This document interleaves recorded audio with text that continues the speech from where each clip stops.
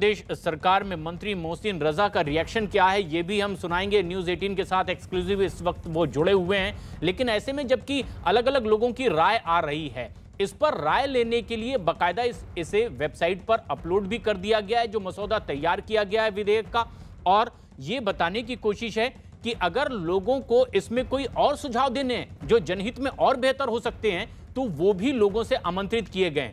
लेकिन जनसंख्या नियंत्रण और स्थिरीकरण के लिए ये एक अहम कदम योगी सरकार की ओर से उठाया जा रहा है। लेकिन योगी सरकार के ही मंत्री अजीत हमारे सहयोगी हैं, इनके साथ में मौजूद हैं। मोहसिन रजा क्या रिएक्ट कर रहे हैं? अजीत, आप कंटिन्यू करें।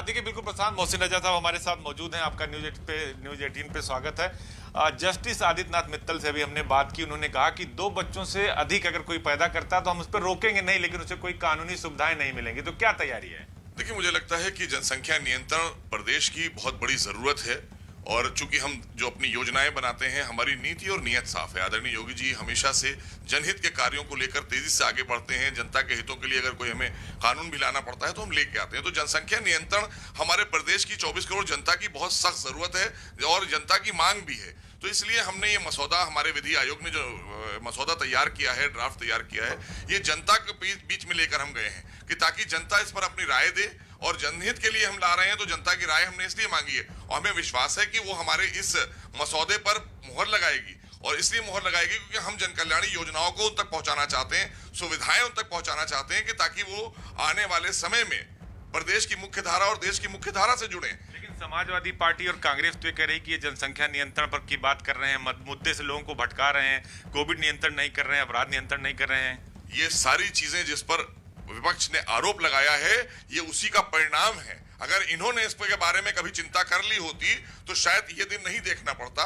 तो इसलिए जब हम कोई कानून लाते हैं जनता के हितों के, तो ये विचलित इसलिए हो जाते हैं क्योंकि तुष्टीकरण की राजनीति कर रहे हैं, निजी स्वार्थों की राजनीति कर रहे हैं। ये जनहित की और देश हित और प्रदेश हित की राजनीति कभी नहीं करता है विपक्ष हमारा, और इसमें भी वो अवसर तलाशने लगता है। विपक्ष तो ये भी कहता है कि एक विशेष समुदाय को, एक विशेष धर्म को टारगेट किया जा रहा है। क्यों, किस बात के लिए? क्या मोहसिन रजा हैं, हमारे अगर 2 बच्चे हैं और हमारे 8 भाई बहन थे, और आज अगर हमारे 2 बच्चे हैं, हम 2 बच्चों को अच्छे से परवरिश दे सकते हैं, योजनाओं का लाभ दे सकते हैं, उनको मुख्य धारा से जोड़ सकते हैं, डॉक्टर इंजीनियर बना सकते हैं, पढ़ा लिखा कर अच्छी शिक्षा दे सकते हैं, उनको संपन्न बना सकते हैं। तो इसमें हमारी भागीदारी होना चाहिए कि नहीं होना चाहिए? इसमें धर्म और जाति और कहां से समुदाय आ गया? ये चीज को लाकर विपक्ष जानबूझकर अपने मुद्दे पर जाना चाहता है क्योंकि हम सबका साथ, सबका विकास और सबके विश्वास की नीति पर। धर्म गुरु हैं मौलाना रशीदी फिरंगी महली हैं और लोगों को कह रहे हैं कि मजहब को टारगेट नहीं करना चाहिए, इसमें जो कानून बन रहा है उसको सोच विचार कर बनाना चाहिए। इस पर क्या कहेंगे आप? मेरा कहना यह है कि जिस देश में वो रहते हैं, मजहब भी अक्ल से बना है।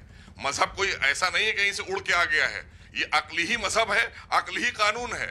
ये जो हमारा ब्रेन होता है, इसी से हमारा मजहब भी है, और जो चीज हमारे अक्ल में नहीं आए वो मजहब नहीं हो सकती है। तो इसलिए कानून जो बनता है वो जनता के हितों के लिए और सर्व समाज के लिए बनता है, प्रदेश की और जनता के हित के लिए बनता है। तो इसलिए ये हित का कानून है सबके। ओवैसी भी लगातार इस पर सवाल खड़े करते हैं, अखिलेश भी सवाल खड़ा करते हैं। कैसे बीजेपी इनसे लड़ेगी? नहीं, लड़ना क्या है, हमने तो जो कानून आ जाएगा तो कानून सबके लिए एक होता है, और जो कानून नहीं मानेगा तो उसके लिए भी उसे पता है कि उसके नतीजे क्या होते हैं। तो गैर कानूनी काम करने वाले के साथ में जो हमने मसौदे में चीजें तैयार की, अगर जनता की राय आती है और हमने वो कानून को बना दिया और उसके बाद कोई नहीं मानता है तो उससे वंचित रहेगा। जी तो ये थे बिल्कुल साहब, उत्तर प्रदेश सरकार के मंत्री, जिन्होंने सीधे तौर पर यह कहा कि हम कानून लाएंगे, जनता के बीच हमने राय मांगी है, और अगर विपक्ष सवाल खड़ा करता है तो इसीलिए हमने एक कानून लाया कि जनता के हित का। अगर 2 बच्चे हैं उन्हें हम डॉक्टर इंजीनियर बना सकते हैं तो बनाएं, ज्यादा बच्चे क्यों करेंगे? अगर उस कानून के दायरे में आदमी आता, कानून लागू होने के बाद अगर वो उल्लंघन करता तो सरकारी सुविधाओं से वंचित रहेगा।